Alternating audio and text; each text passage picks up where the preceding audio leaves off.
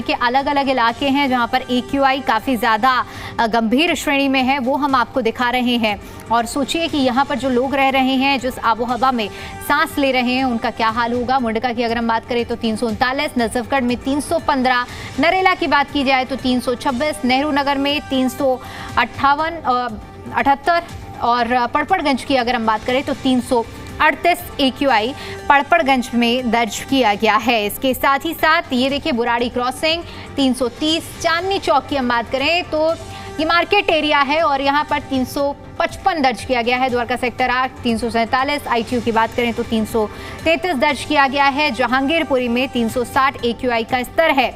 तो ये दिल्ली के अंदर के जो इलाके हैं वहाँ पर किस तरह से जो AQI है वो बदल रहा है, अलग अलग जगहों पर लोगों के लिए कितना खतरनाक AQI बन रहा है। अब सोचिए कि जब AQI का जो आंकड़ा होता है वो 50 से 100 के बीच में होता है, तब लोगों को सांस लेने में तकलीफ़ों की शिकायत होने लगती है। और उसके बाद जब ये जो आंकड़े हैं ये 300 को भी पार कर रहे हैं तो वहाँ हालात क्या होंगे, इन्हीं आंकड़ों से साफ तौर पर अंदाज़ा लगाया जा सकता है।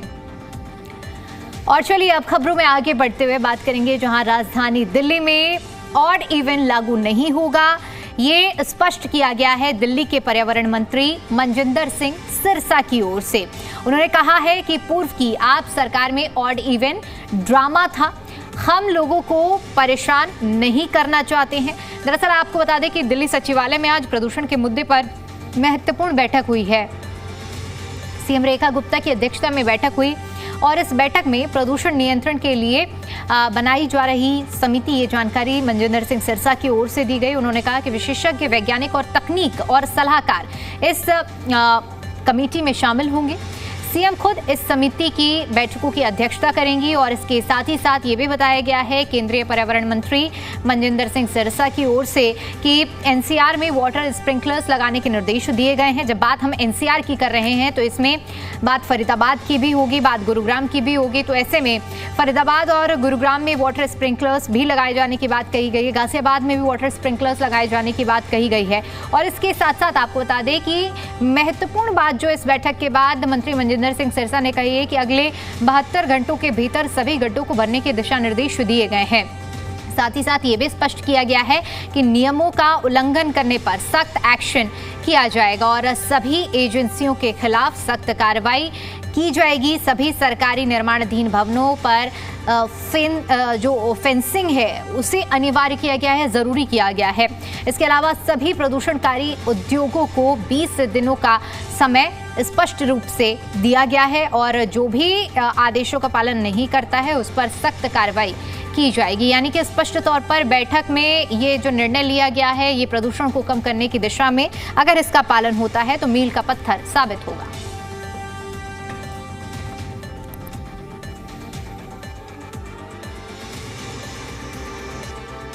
अभी कटिंग हो रही है, रोड कटिंग किसी पर्पस के लिए, किसी उसके ऊपर अभी से अपना रेट कॉन्ट्रैक्ट के तहत अपने टेंडर फ्लोट करेंगे ताकि एडवांस में उनके पास होना चाहिए।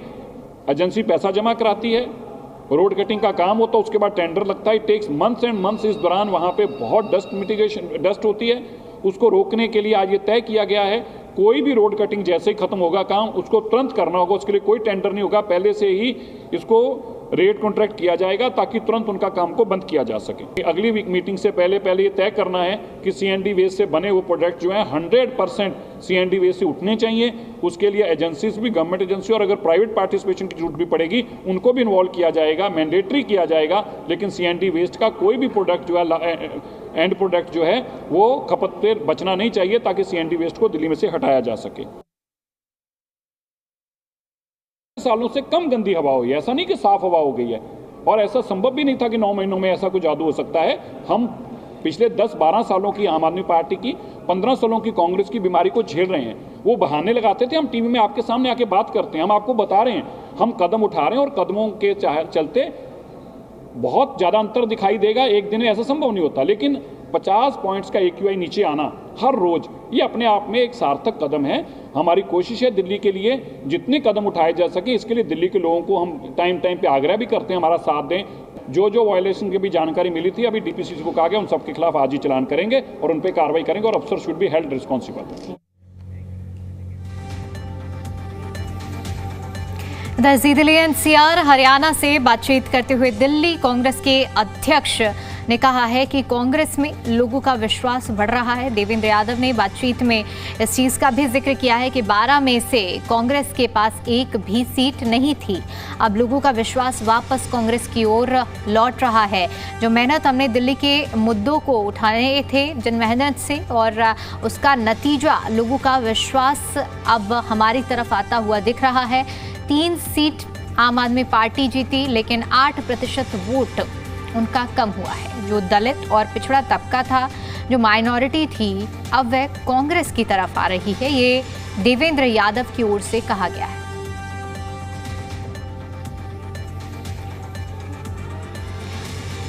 इसके अलावा दिल्ली कांग्रेस के प्रदेश अध्यक्ष देवेंद्र यादव ने जी दिल्ली एनसीआर हरियाणा से खास बातचीत करते हुए क्या कुछ कहा, सुनिए।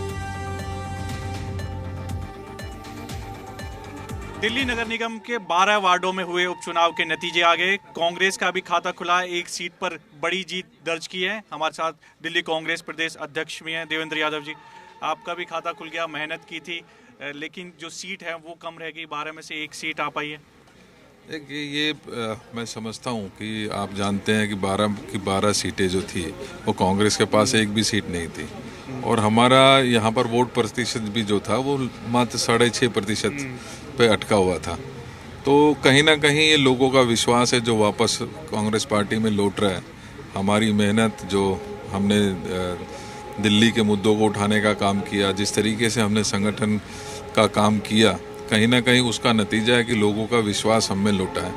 इसके साथ साथ मैं ये भी मानता हूँ कि ये एक रेफरेंडम है जो मौजूदा सरकार है, जिसके 9 सीटें जीती हुई थी, लेकिन 2 सीटें उनकी लूज़ हुई हैं और लगभग 2% उनका वोट शेयर भी लूज़ हुआ है। ये कहीं ना कहीं मौजूदा सरकार की आंख खोलने का काम निश्चित करेगी, क्योंकि ये सिर्फ घोषणाएं करते रहे और धरातल पर कोई कुछ चीज़ नज़र नहीं आई, लिहाजा लोगों ने उसका जवाब भी दिया है। आम आदमी पार्टी की जहाँ तक बात है, वो 3 सीट रिटेन करने में तो कामयाब हुए, लेकिन 8% जिस तरीके से उनका वोट शेयर घटा है, ये अपने आप में दर्शाता है कि जो गरीब तबका था, जो पिछड़ा था, जो दलित था, या जो माइनॉरिटी थी खास तौर पे, वो सारी वोट जो है अब कांग्रेस की तरफ अपना रुझान कर रही हैं। मुझे पूरा विश्वास है आने वाले समय में इससे निश्चित ही हमारा जहाँ जोश भी बढ़ेगा, एक उम्मीद जो दिखी है, वो लोगों का विश्वास वापस लौट रहा है, तो आने वाले समय में और मजबूती के साथ काम करेंगे। मेरी एक सीट चांदनी महल वाली जो कि बगावत किए थे शोएब इकबाल जी ने, वो जीत गए हैं। आम आदमी पार्टी का जो कैंडिडेट हैं वो हार गए हैं। शोएब भाई का एक पुराना दबदबा पुराने इस क्षेत्र में रहा है, और अच्छा काम, क्योंकि वो आम आदमी पार्टी में थे, बड़े मार्जिन से वहाँ से जीते थे, लेकिन बगावत करके चुनाव लड़े। लेकिन कहीं ना कहीं मुझे इस बात की खुशी भी है कि लगभग 6600 वोट कांग्रेस को वहाँ पर मिली, जहाँ पर बहुत कम वोट हमारी होती थी, वहाँ हमें एक अच्छा वोट शेयर मिला है, और ये अपने आप में दर्शाता है कि कांग्रेस की तरफ लोगों का रुझान जो है वो लगातार बढ़ रहा है। वीडियो जर्नलिस्ट रंजन के साथ देवेश कुमार, जी मीडिया, दिल्ली। राजधानी दिल्ली में ठंड के मौसम में बिजली की डिमांड बढ़ गई है। दिल्ली की सर्दियों में बिजली की मांग ने नया रिकॉर्ड बनाया है। नवंबर 2025 में दिल्ली की अधिकतम बिजली की मांग 28 नवंबर को 4486 मेगावाट दर्ज की गई। यह अब तक का नवंबर महीने का सबसे ऊंचा आंकड़ा है। 2024 में 4259 मेगावाट, 2023 की अगर हम बात करें तो 4320 मेगावाट, 2022 की बात करें तो 3941 मेगावाट, जबकि 2021 में 4831 मेगावाट बिजली की डिमांड रही है। दिसंबर 2025 की शुरुआत में भी यही रुझान देखने को मिल रहा है। दिसंबर के पहले 3 दिनों में बिजली की जो मांग है वो हर दिन 4200 मेगावाट से ज़्यादा की रही है। इसके उलट अगर बात करें, पहले कभी दिसंबर में शुरुआती 3 दिनों में बिजली की मांग 4000 मेगावाट के पार नहीं गई है।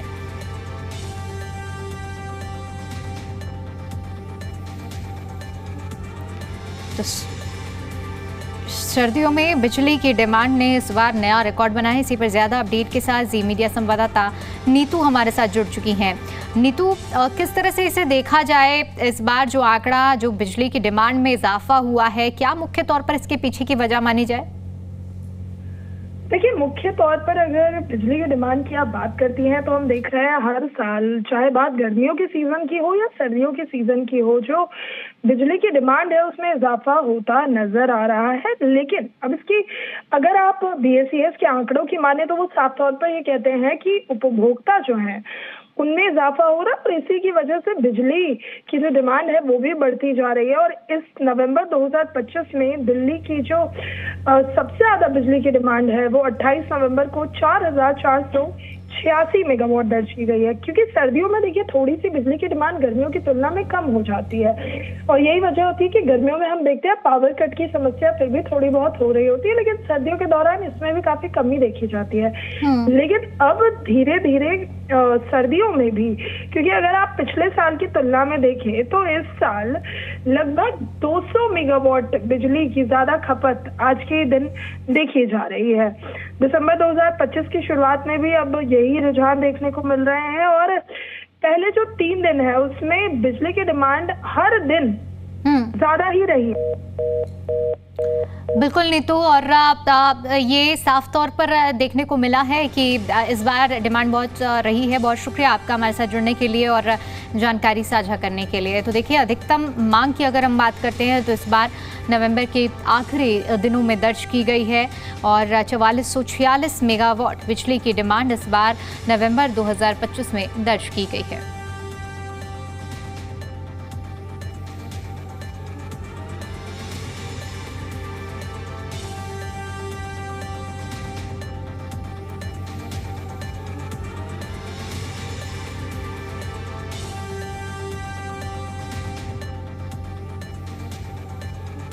और बड़ी खबर आपको बता देते हैं, बीजेपी विधायक रामकुमार गौतम का विवादित बयान सामने आया है। रामकुमार गौतम ने कहा है कि हरियाणा की बीजेपी सरकार को पहले 5 साल रिवर्स गियर लगाकर अपने कार्यकर्ताओं को नौकरियां देनी चाहिए थी, जैसा दूसरी पार्टियां करती हैं। साथ ही साथ उन्होंने कहा है कि किसी भी पार्टी की सरकार में बिना सिफारिश नौकरी नहीं मिली है। रामकुमार गौतम ने कहा है कि पूर्व मुख्यमंत्री मनोहर लाल को पहले 5 साल बिना मेरिट के ही नौकरी देना चाहिए था। उन्होंने कहा कि सीएम मनोहर लाल में इतनी हिम्मत नहीं थी, मेरिट के आधार पर राज करते इतना बहुत था। यही नहीं, रामकुमार गौतम ने कहा है कि अभी HKRN की नौकरियां बीजेपी कार्यकर्ताओं के बच्चों को दी जानी चाहिए। तो देखिए, ये विवादित बयान सामने आया है, ये आपको बड़ी जानकारी आपको दे रहे हैं और क्या कुछ कहा गया है बीजेपी विधायक रामकुमार गौतम की ओर से, आइए सुनाते हैं आपको। 100%, 200% कार्यकर्ता रीढ़ की हड्डी है हर पार्टी की। अगर कार्यकर्ताओं के बच्चे जो पिछड़ गए मेरिट से, अगर उनको आपने कच्ची नौकरी भी नहीं लगाई तो आगे साथ नहीं देंगे आपका। व्हाट फॉर, वाई, क्यों? पक्की नौकरी आप लगा रहे हो, मेरिट से लगाओ। हालांकि पक्की नौकरी भी किसी राज्य में भी पक्की लगी बिना सिफारिश लगी ही नहीं। तो खट्टर साहब को चाहिए था, उन्होंने शुरू में ही मेरिट शुरू कर दी। 5 साल तो भर्ती उसी तरीके से करते, रिवर्स गियर लगा के 5 साल। लेकिन खट्टर साहब का इतना हिम्मत नहीं थी उनमें कि भाई कोई मेरिट के नाम से राज करने दे, वही बतेरा है। अभी तो आप तारीफ कर रहे थे दादा कि अच्छा काम किया। अच्छा तो किया ही किया, मैं बुरा तो कहता ही नहीं चाहिए था। अच्छा, लेकिन 5 साल तो रिवर्स गियर लगाते उसी तरीके की भर्ती जिस तरह वो कराया करते पहले। फर्क क्या पड़ा? जो मेरिट में आगे थे वो आगे चले गए, जो पीछे रह गए वो पीछे रह गए। इधर VIP नंबर की 1,17,00,000 की बोली लगाकर पीछे हटने वाले शख्स को अब भारी पड़ गया है। हरियाणा के कैबिनेट मंत्री अनिल विज ने कहा है कि इस संबंध में उस व्यक्ति की संपत्ति और आय की जांच करवाई जाएगी और देखा जाएगा कि वास्तव में उस व्यक्ति की आर्थिक क्षमता 1,17,00,000 रुपए की बोली लगाने की है या नहीं, ताकि भविष्य में कोई भी व्यक्ति गलत जानकारी या बिना आर्थिक क्षमता की बोली ना लगा सके।